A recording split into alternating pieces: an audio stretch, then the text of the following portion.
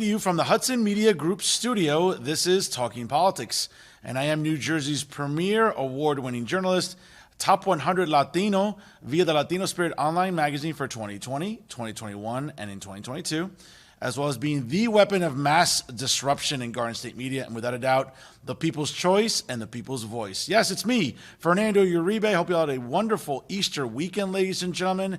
As always, there's a lot to discuss, so let's get started.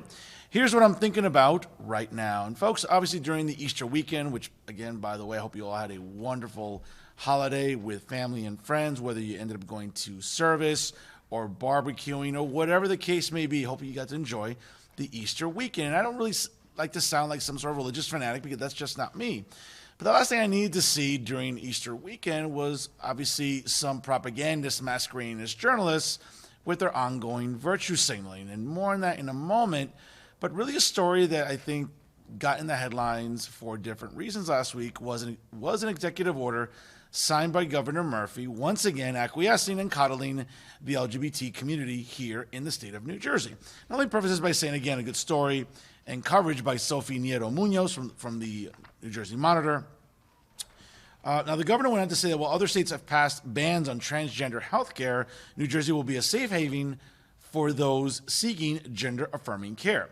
Now, Governor Murphy recently signed an executive order directing all state departments and agencies to protect those providing or receiving gender-affirming care, health care services. Under the order, state officials will be barred from cooperating in other state investigations into whether someone sought the care in New Jersey, and any extradition to other states in those instances will indeed be prohibited. Some more facts here about why this is so significant. Now, the governor went on to say, quote, across the nation, we are witnessing attacks led by certain states that seek to undermine the equality, dignity, and safety of the LGBTQIA plus Jesus. This acronym is getting ridiculous already, but before you know it, it'll be like every consonant will be used, every punctuation mark will be used. Jesus. Community, especially transgender and non-binary youth. The governor said in a statement, also the emperor had mentioned, as leaders, our greatest responsibility is ensuring that every person we represent, regardless of their gender identity or gender expression, is entitled to respect, fairness, and freedom.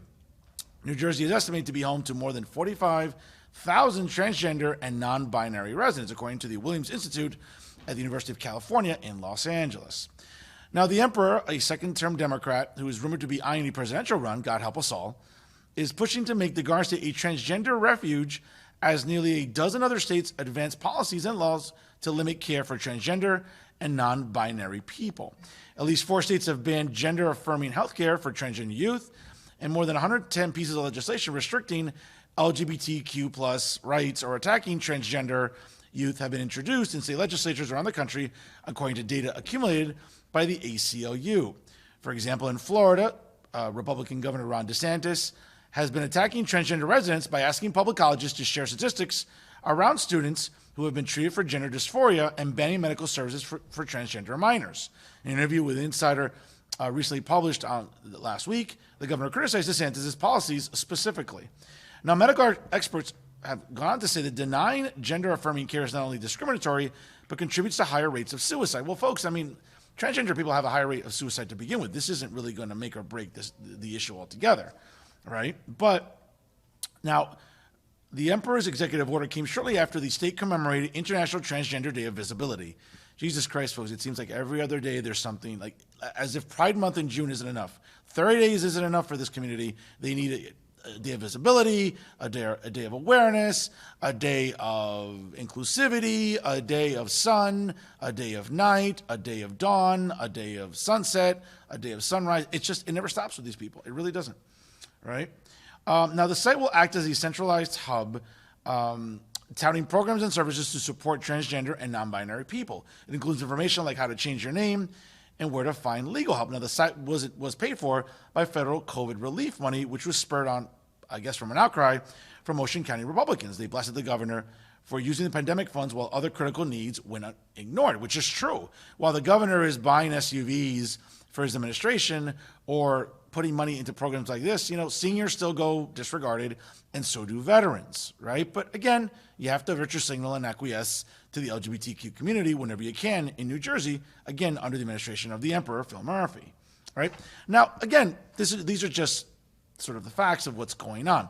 What bothered me, though, really, was an article coming up on Good Friday. And of course, always leave it to New Jersey's resident virtue signaler, right? I mean, he calls himself the court jester, but that would infer that a court jester is actually funny, which Jay Lester isn't. But of course, Insider NJ, as always, lacks the awareness to publish an article like this on Good Friday, and of course, Jay Lester doesn't waste any time in doing so. You would think that during the holiday weekend that maybe, I don't know, Pete O'Nelia, the general manager, the editor-in-chief, Max Pizarro, or even the Graham family, specifically Mike and Ryan Graham, would have a little more awareness and say, hey, you know what, during this holiday weekend, let's kind of hold off on publishing anything about transgender affirming care or anything glorifying transgenderism in the state of New Jersey. While the governor likes to glorify it and put it on a pedestal, I think for the rest of us that want to celebrate the Holy Weekend in peace without seeing this sort of nonsense on our news feeds, I think we could have gone without it. But again, that would require grown men that run Insider NJ to have a little more awareness, and we all know that they don't have any. But of course, Jay Lester goes on to say, New Jersey Governor Phil Murphy this week signed an executive order protecting trans folk and their families from several forms of discrimination. Unlike the times when Murphy's support for LGBT people feels performative, this executive order is a big deal. Now, folks, what's interesting, of course, he starts the column by saying, which is completely disingenuous by Jay, but what else is new? He writes, at a time when Republicans are politicizing the very existence of transgender people. No, Jay, that's not true. What we're doing is not acquiescing to some of the nonsense that you believe in, right? I mean, again, it's hard for me to sort of comprehend the idea, right? Like, listen, you probably make fun of people for believing in the Easter Bunny. Well, you're also the same guy that probably believes that men can menstruate. So, while you're an atheist and you don't believe in God, and maybe you don't believe in the Easter Bunny or Santa Claus, probably somewhere deep down inside, you probably think men can menstruate. So again, folks, the level of stupidity and the commitment to stupidity by Jay Lester is extremely impressive. And I commend it, right? Because to be that committed to stupidity, folks, requires a certain level of, I don't know what, to be honest with you. And this is a family program, right? Now, of course, he goes on to say New Jersey has taken the opposite approach, and now New Jersey protects those seeking gender-affirming healthcare, such as high-quality hormone therapy, right? Now, he goes on to say, for example, in reference that Trenton Councilwoman Jennifer Williams is New Jersey's first transgender municipal lawmaker. Now, it was inspired by Minnesota's affirming embrace of trans persons in the face of red state hostility. Where is Minnesota a red state? It's been as blue as Windex forever, okay? So where Jay gets this from, I don't know. So, of course, Ms. Williams sought to recreate Minnesota's hospitality here in New Jersey, so she shopped the idea around. Well, it wasn't hard for her, him, whatever, to shop this idea around when you have advocacy groups like Garner State Equality and Make the Road New Jersey, or for example, Planned Parenthood, right? Or, all the other, Women for Progress, all these other insufferable feminist and cat lady groups that will gladly go and, tug on the governor's, shirt jacket or whatever, say, Governor, please sign this, because they know that he'll give them whatever they want. Right? So that's not a surprise, right?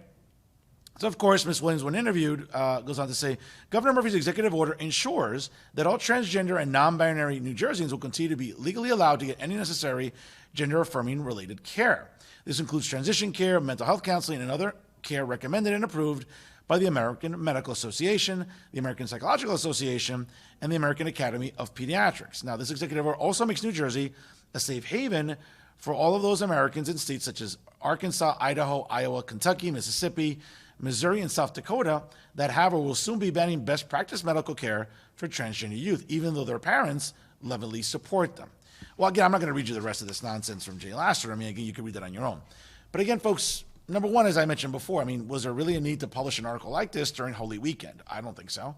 And while I might not be the most, dedicated Catholic or Christian, again, let's have some awareness and let's have some respect by not publishing nonsense like this during Holy Week. But again, that will require Pete O'Nelia, that will require, Max Pizarro, and the Graham family to have some awareness. And I know while their traffic is really, really squandering and it's nowhere near what New Jersey Globes is, hey, let's just trigger some people. Let's just be a little inflammatory during Good Friday, during Easter weekend, and I don't know, just run virtue signaling gibberish like this one. But let me go back to sort of addressing Jay Lester, because again, I think whenever there's a chance to roast Jay Lester, I'll never pass it up because he's so insufferable. Jay, This is the problem. Again, no one's vilifying transgender people, Republicans or conservatives, anybody of any real interest, right, or influence or power or authority are not doing that. Now, you may not like what Ron DeSantis is doing in Florida, right?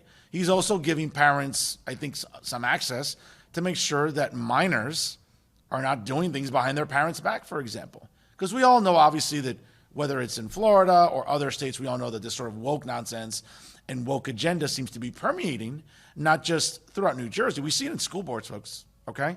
Just take a look, a quick Google search will tell you everything you need to know.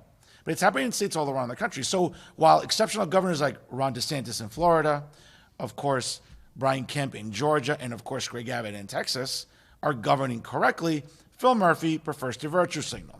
Of course, Phil Murphy is under the impression that he's somehow presidential material. I think it's safe to say, folks, that Woodrow Wilson, God rest his soul, will remain the only New Jerseyan to ever win the presidency. And I think that Phil Murphy has to be completely delusional to think that he's even going to sniff the White House other than going on a White House tour with Sleepy Joe at some point when he's awakened from one of his various daily naps. All right? But back to Jay Lasseter here. And again, folks, I think what makes Jay and all of his minions on social media, the Lollipop Guild, and I don't have to really name them. I think you all know who they are. I've referenced them on other programs, okay, that sort of enable this madness by Jay. And Jay Lasseter reminds me of like everybody who thinks that Cardi B is a good artist or that music by Cardi B is actually like tolerable and good. No, Jay, just because you scream the loudest doesn't mean you're right, okay? And I get it that you're in your mid to late 70s, and I understand you took high school biology 60 years ago, so it's not fresh in your recollection. I understand all that. But understand something, Jay, and I'm going to spell it out for you as simple and as easy as I can. Transgender women are not women. Okay? I'm going to say it again for everybody in the back that didn't hear me the first time. Transgender women are not women. They do not menstruate. They do not have a uterus. They do not have the ability to bear children.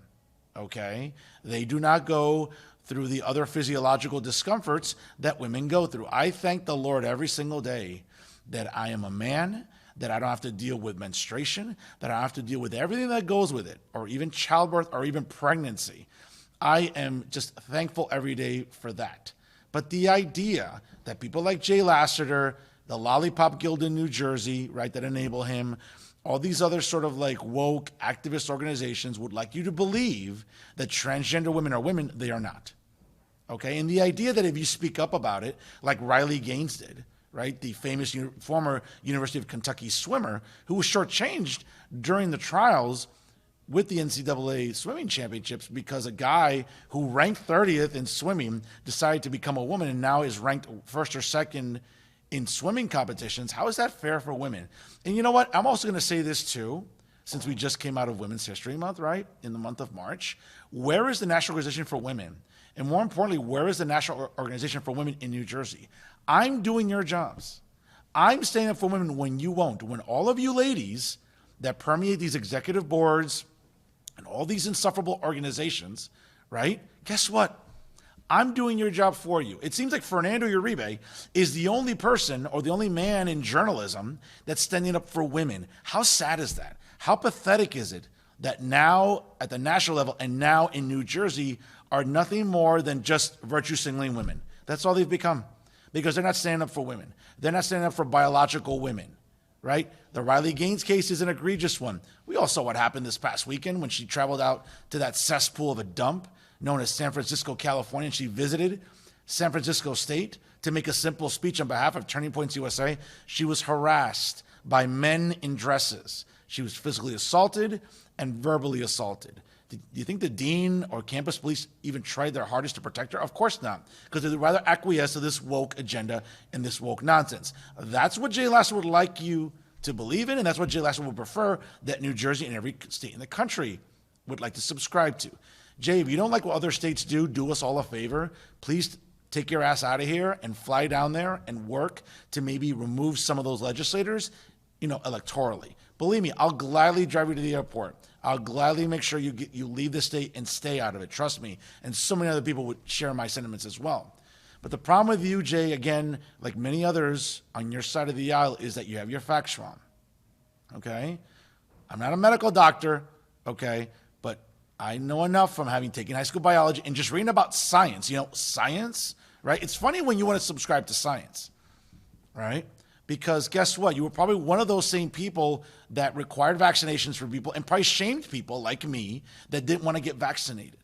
You know what? So it's funny about when you want to pick and choose when government should get involved in medical decisions, right? That's what makes you insufferable, Jay Lassiter. That's what makes you really just someone that's truly worth hating because you're not consistent. And that's a word you struggle with, just like integrity. It's another four-syllable word you struggle with because you don't have any. Again, you're all about science and medicine and when government should be involved in those decisions when it suits you.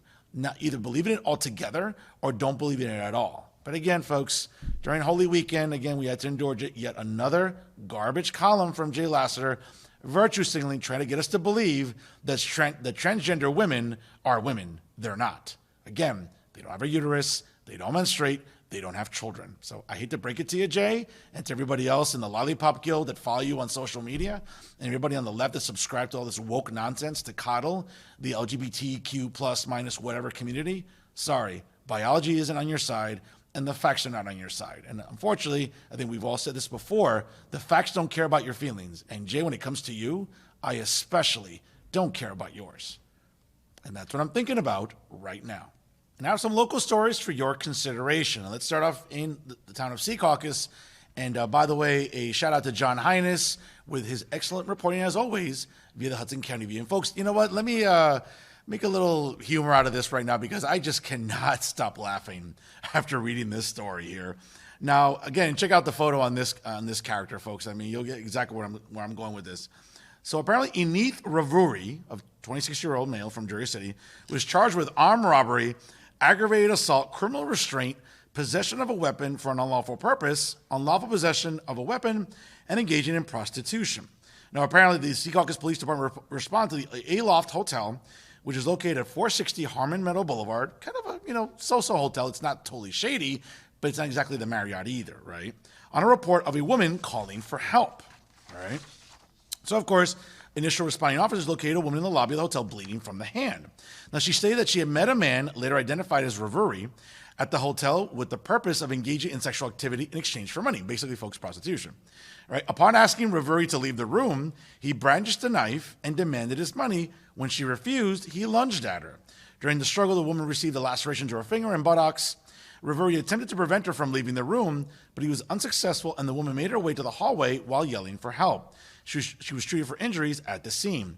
Now, police officers located Ravuri in the lobby of the hotel with blood on his jacket and foot. He was also in possession of a bloody knife used in the assault before subsequently being placed under arrest.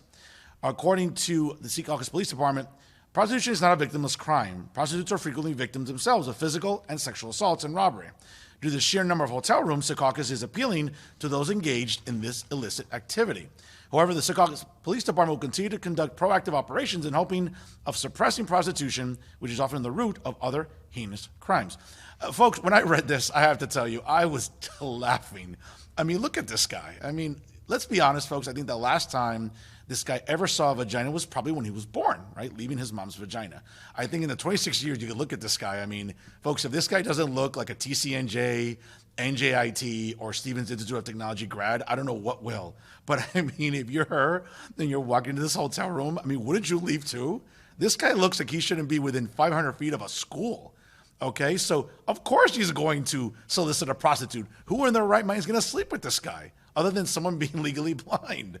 So I read this story, and again, shout out to John Hayes, really, detailing why this story is so significant. Again, folks, listen, prostitution is still a serious problem.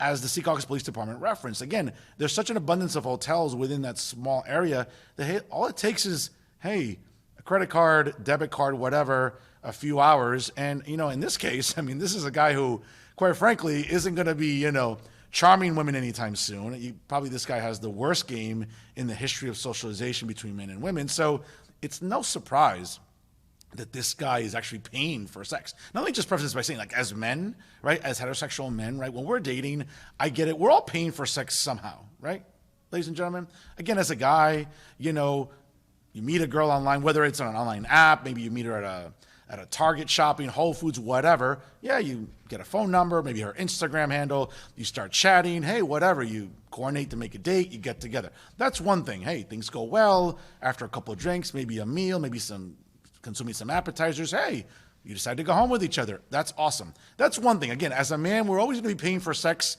somehow, folks. But to just overtly go pay for sex like this guy just did. And obviously, when she walked into the room and saw him, I mean, can you blame her? I'd be running for the hills as well. This guy looks as creepy as hell. Okay, so again, my shout out to her, being brave, being able to escape without any real serious injury again. And it's a problem when it comes to women that participate in prostitution and in the sex industry. They don't deserve the abuse. They don't deserve the physical, mental, or verbal abuse at all. Hey, they're just trying to make a living. That's what they feel they can do or can do at the moment. Hey, whatever. It's not for me. I don't condone it. I would never encourage anyone to pursue that line of work. But again, tough times, really are different for everybody else. Okay, but this notion, folks, again, when you see this guy, can you blame her? I'd be running as fast as the caucus as possible, because look at this guy right here, folks. I'm telling you right now, does it really surprise you that this guy's paying for sex, whether it be recently? And he might think twice before, again, and I get it, walked into the room, she saw him, she had like this epiphany, like, I'm not going to sleep with this guy. I don't think I need the money that badly. Clearly that was the case here, because she decided to get the hell out of there. And you know what? Who can blame her? So again, shout out to the Secaucus PD. I know they're being proactive. I know they're trying to do their best to minimize prostitution. It's a hard job, folks, because meeting people is easy. And in this case, there's a market for paying for sex. And in this case, with this guy, clearly, it may not be the first time he's done it. It may not be the last time. But you know what? Hopefully he'll think twice before abusing anyone when he doesn't get what he wants, which most likely when it comes to sex with women, that's probably the case more times than not. Now let's move to Jersey City, and once again, a shout out to John Hines with his report on this story via the Hudson County View. To no one's surprise, as we recorded today, ladies and gentlemen, Jersey City Mayor Stephen Fulop made his announcement as he entered the fray as the first Democrat to announce his run in the primary to be the governor of New Jersey in 2025. Now, he made his candidacy formally this morning on a YouTube video. Now, of course, as it's reading on there, he goes on to say, quote, "From my time serving as a U.S. Marine to leading Jersey City as a mayor, my career has always been guided by a strong desire to take on the difficult challenges and find solutions that help improve people's lives. And now I'm running for governor to bring those same values to Trenton." He mentioned it in a campaign video that was launched earlier today. "I'm launching my campaign now because I believe that New Jersey can become an even better place for all of us, and I will be sharing my vision over the coming months for how we will make it happen. I've never backed down from a fight before, and I'm ready to work hard for all the people, for our great state to deliver the results New Jersey deserves." Folks, what bothers me about this campaign video is right from the get-go, evoking the images of 9/11. And I understand that that's a big part of Steve's life. He was working for Goldman Sachs, which I guess seems to be probably the prerequisite for running for governor in the last, 20 years in New Jersey, right? Whether it was the Emperor Phil Murphy or the previous emperor, Johnny Dollars, Johnny Corzine, right? Both Goldman Sachs executives. And, what a surprise. Now, it's my understanding that Stephen wasn't a Goldman Sachs executive to the extent that Johnny Dollars was or that the emperor was. But again, certainly he's a former Goldman Sachs employee. But what bothers me again is, I get it. You saw the towers fall. It inspired you to quit your corporate job and join the Marines. Folks, again, I'm going to tell you right now, I applaud his military service. I commend him for going out there. I think what's going to rub a lot of people the wrong way, and I've already seen the vitriol online, okay? The campaign video has been online for approximately about 7 hours now as we're recording today. But folks, I can tell you, evoking images of 9/11, evoking images of the Twin Towers burning and subsequently collapsing probably isn't a good image. And I understand what you're trying to do, Stephen, but it's not a good look. And again, whether it's memes, whether it's hut posts, whether it's other sort of news entities in Hudson County, I'm sure they're all going to have their say.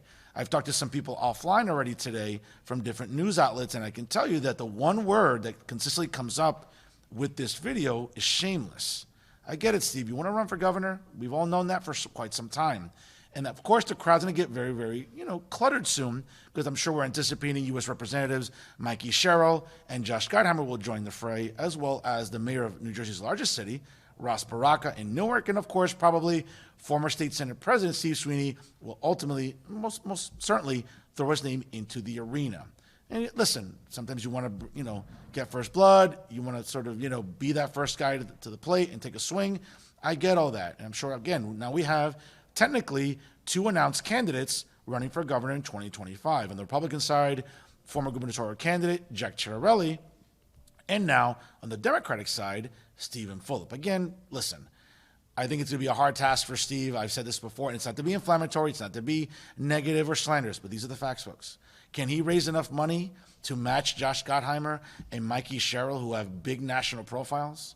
Can he outraise maybe someone like Ross Baraka in Newark? And especially, folks, if Essex County Executive Carl DiVincenzo and State Democratic Chair Leroy Jones join the fray, and most certainly they're going to be backing Ross Baraka, where does that leave Stephen Fulop? Well, again, that remains to be seen. He can raise money. He has a good amount of money right now as it stands, especially with PAC money that he has raised. But again, folks, it remains to be seen whether or not Stephen Fulop can convince people. Listen, it's going to be hard to win over people in North and Central Jersey, which is where the concentration of votes are right now. But again, when it comes to Stephen Fulop in this campaign video, Steve, I hope you publish another one, because this one, I think, isn't going to sit well with a lot of people. I'm not being mean. I'm not being slanderous. I'm not being, salty or whatever his supporters want to say. I'm just being honest, because I'm sure some people are going to tell you this along the campaign trail. Lastly, let's go to a story from the New Jersey Monitor, and thank you to Nikita Bukharov for his report on this very important story about a teacher shortage in New Jersey that isn't going away. But the severity of it, again, remains unclear. Now, New Jersey's teacher shortage certainly persisted well into the 2022-2023 school year, but the degree of the shortfall remains unclear according to data being compiled, as does it the impact on classrooms in terms of what's being offered statewide. And the shortfall is longstanding, though, folks, and driven in part by sharp declines in the number of teacher candidates since the Great Recession in 2008, and by reductions in the number of college students completing teacher preparation courses or obtaining teaching degrees. Now, Mark Weber, a special analyst for education policy, which is a liberal think tank, went on to say this week, when you have those kind of cutbacks in supply, it's going to necessarily create problems. Now, of course, folks, he's right when it comes to figuring out how to best attract teachers. Now, the size of the state's shortage remains unclear despite a recent law requiring the Department of Education and a state data system to issue annual reports on teacher staffing. Now, State Senators Teresa Ruiz, a Democrat out of Essex County, and Ben Gopal, a Democrat from Monmouth County, said they have not seen the reports, and it's unclear whether or not they completed and transmitted to lawmakers before a March 1st deadline. Gopal chairs the Chamber's Education Committee, coincidentally. Now, a spokesman for the Department of Education did not provide any comments, but officials from the New Jersey Education to Earnings data system did not return requests for any comments. Historically, though, ladies and gentlemen, schools have the most trouble finding special education and science teachers lately, and bilingual teachers who can aid students who are not English native speakers. Folks, I have to tell you, it really is a problem, and I'm glad the New Jersey Monitor and other news sites are really going to highlight this, because again, there are other marketable majors where you can make a little bit more money, there's less bureaucracy, less red tape, and less handcuffs, as many teachers are experiencing when they're entering the workforce in any school district across the state of New Jersey. And that's our show for this week. Once again, to check out the leader in independent media in Hudson County right here, the Hudson Media Group, please go to their websites, www.hmgtvshows.com, as well as www.livestream.com/hmgtv. Don't forget to subscribe to the Hudson Media Group on YouTube. Of course, like them on Facebook, and follow them on both Instagram and Twitter. Don't forget to follow myself, of course, and also this show on Instagram as well, at The Fernando Zone, and also at Talking Politics with Fernando Uribe. And don't forget to follow me on Twitter as well, ladies and gentlemen. It's the same handle, at The Fernando Zone. And always remember, ladies and gentlemen, if it's unbiased, unfiltered, and unafraid, it's always Talking Politics right here with the Hudson Media Group. I am New Jersey's premier award-winning journalist, top 100 Latino Vida Latino Spirit online magazine, certainly the weapon of mass disruption in Garden State media, and the people's choice and the people's voice. Yes, it's me, Fernando Uribe, saying so long, ladies and gentlemen. And as always, thank you so much for watching.